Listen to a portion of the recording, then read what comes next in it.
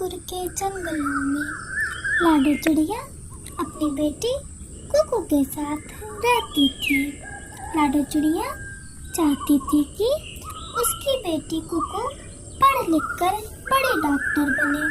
इस कारण से उसने उसे दूसरे जंगल पढ़ाई के लिए भेज दिया और किसी तरीके से काम करके वह उसका फीस भरती थी।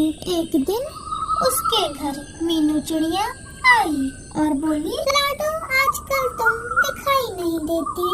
इस पर लाडो बोली, क्या बताऊं बहन मीनू, इस समय मेरे पास कोई काम नहीं है।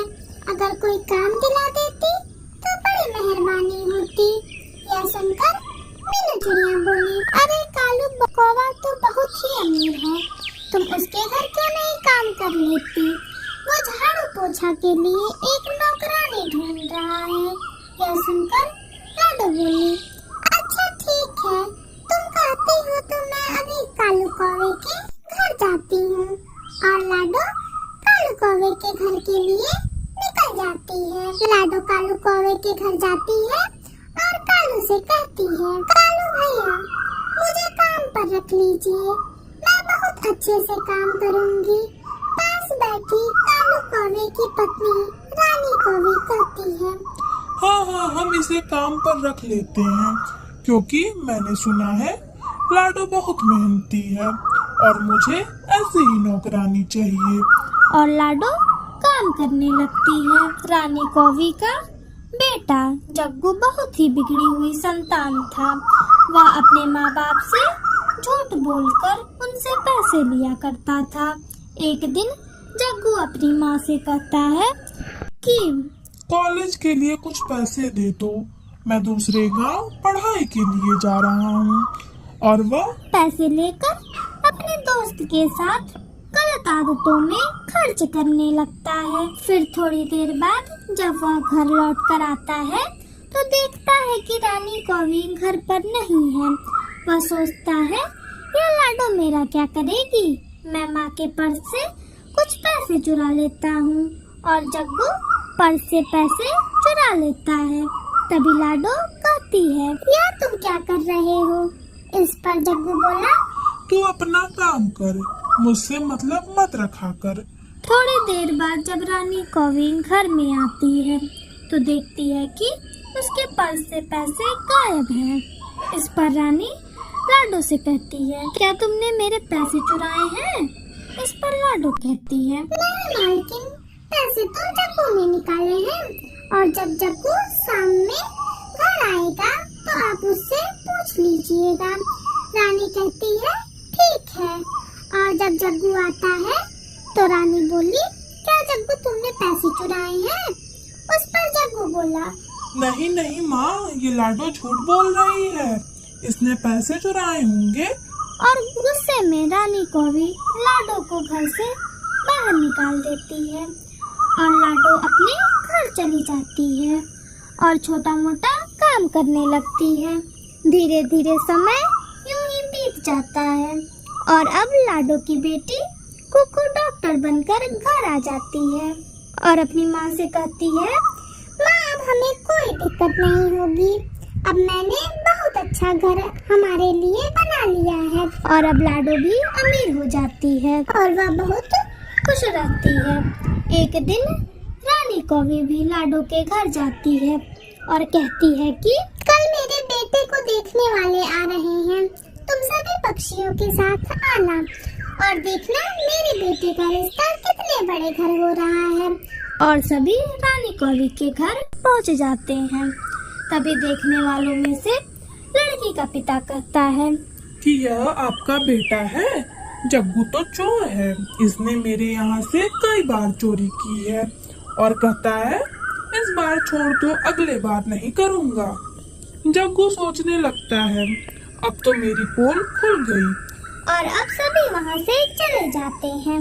रानी कौवी उदास होकर कहती है, लाडो तुमने सही कहा था, मेरी ही मति मारी गई थी जो मैंने तुम्हारी बातों को अनदेखा कर दिया और आज इसका पश्चाताप मैं सभी के सामने भुगत रही हूँ। टनकपुर के जंगलों में सभी पक्षी बहुत मिलजुल कर रहा करते थे। एक दिन बहुत तेज आंधी तूफान आया और सभी पक्षी अपने घोंसले में छुप जाते हैं। तभी एक छोटी चिड़िया की बच्ची पेड़ पर फंस जाती है और वह वहीं रोने लगती है।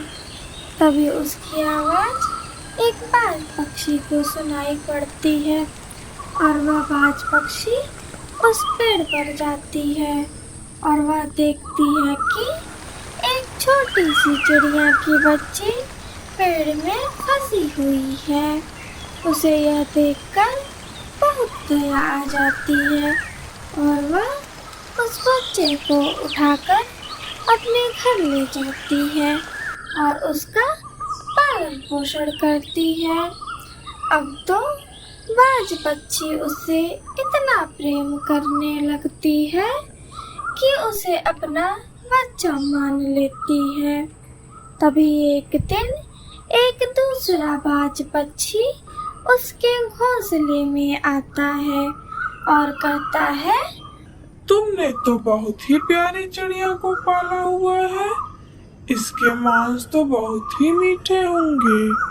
चलो हम इसे खा जाते हैं। यह सुनकर बाज पक्षी को बहुत तेज गुस्सा आ जाता है और वह कहती है, मैं इसे अपनी बेटी मान चुकी हूँ और अब तुम्हारा कोई अधिकार नहीं है कि तुम इसके बारे में कुछ कह सको।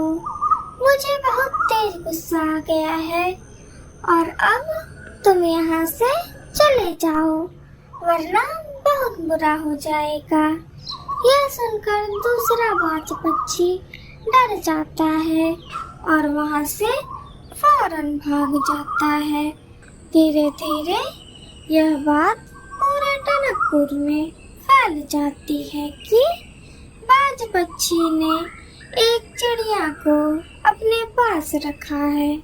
यह सुनकर अन्य पक्षी सोचते हैं कि कहीं यह बाज पक्षी इस नन्ही सी जान को खा ना जाए, हमें इसकी रक्षा करनी पड़ेगी। और सभी पक्षी एक झुंड में बाज पक्षी के घर की ओर निकल पड़ते हैं। झुंड आता देख बाज पक्षी समझ जाती है कुछ तो गड़बड़ है और वह अपनी बेटी से कहती है, चिड़िया बेटी चलो जल्दी यहाँ से, नहीं तो यह पक्षी हमारी हत्या कर देंगे। इनके इरादे ठीक नहीं लगते। और वह तुरंत वहाँ से भाग जाती है। पक्षियों का झुंड जब उसके घर पहुँचता है तो वह सोचते हैं कि यह पक्षी तो बहुत चालाक निकला। बाज पक्षी उस चिड़िया को लेकर आखिर गया कहाँ होगा। घर में लाडो चिड़िया अपनी बेटी चिकू से बातें कर रही थी। तभी घर के बाहर एक बूढ़ी पक्षी आती है और कहती है, बेटा चिड़िया मुझे कुछ खाने को दे दो, मैं तो 3 दिन से भूखी हूँ। इस पर लाडो चिड़िया बोली, आप चिंता न करें बूढ़ी दादी, मैं आपको एक फल दे देती हूँ क्योंकि मैं और मेरी बेटी ने खाना खा लिया है। उस फल की ज्यादा जरूरत आपको है। और लाडो चिड़िया उस बूढ़ी चिड़िया को एक फल ला कर देती है और बूढ़ी चिड़िया जैसे ही उस फल को ले जाकर नदी किनारे खा रही होती है तभी वहाँ पर रानी को भी आती है और कहती है, अरे बाप रे, ये बुढ़िया इतने मीठे फल खाएगी, इस फल को तो मैं खाऊंगी। और वो उस बूढ़ी चिड़िया के पास जाती है और कहती है, माताजी आपके पीछे एक पक्षी आपको बुला रहा है। इतना कहकर वो तुरंत सेब चुराकर वहाँ से भाग जाती है और एक पेड़ पर बैठ जाती है।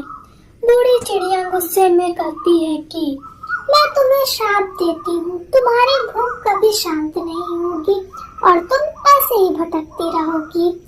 उधर रानी को भी सारे सेब खा जाती है और कहती है, बड़ा आई मुझे श्राप देने वाली।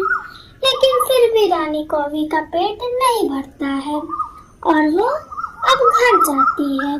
कालू उसके लिए कुछ अनाज के दाने लाता है और कहता है, देखो मैंने आज अनाज में गेहूं लाया है। ठीक है, अभी जाओ तुम मेरे लिए पानी लेकर आओ, फिर हम साथ में खाएंगे। और जग्गू जैसे ही पानी लेने के लिए जाता है, हमेशा दाना खा जाती है।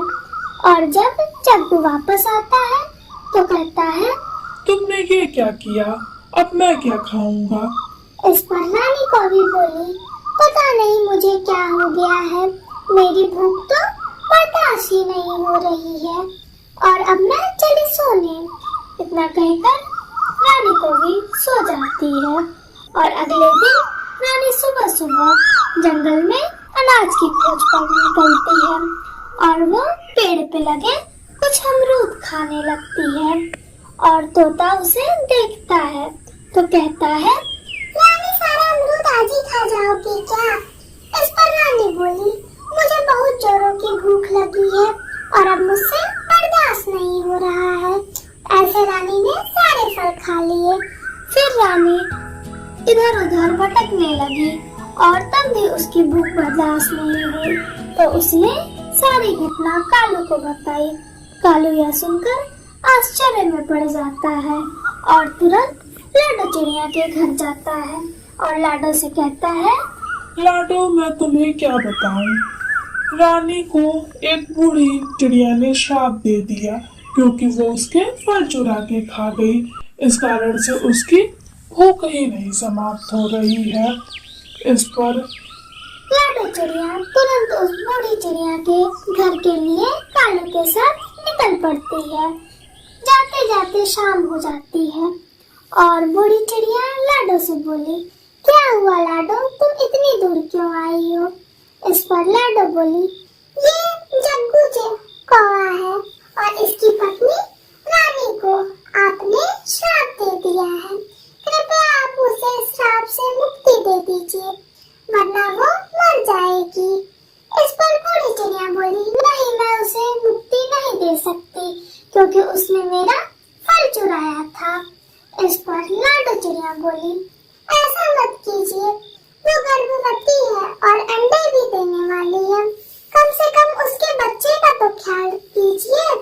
इतना सुनकर बूढ़ी चिड़िया को दया आ जाती है और वो कहती है, जाओ और उस रानी कौवी से बोल दो कि कुछ पुण्य का काम करे। और दोनों रात में अपने अपने घर लौट जाते हैं। अगली सुबह लाडो चिड़िया रानी के पास जाती है और कहती है, रानी उस बूढ़ी माँ ने कहा है कि तुम कोई पुण्य का काम करो जिससे कि तुम्हें इस श्राप से मुक्ति मिल जाएगी। रानी बोली, मैंने आज तक कोई पुण्य का ही काम नहीं किया जो आज कर पाऊंगी। इस पर लाडो बोली, तुम चिंता मत करो, तुम कुछ अनाज इकट्ठा करो और छोटे पक्षियों को खिला दो, ये भी एक पुण्य है। और रानी को भी ऐसा ही करती है। ऐसा करने से उसकी भूख शांत हो जाती है। ऐसा ही करती है। ऐसा करने से उसकी भूख शांत हो जाती है।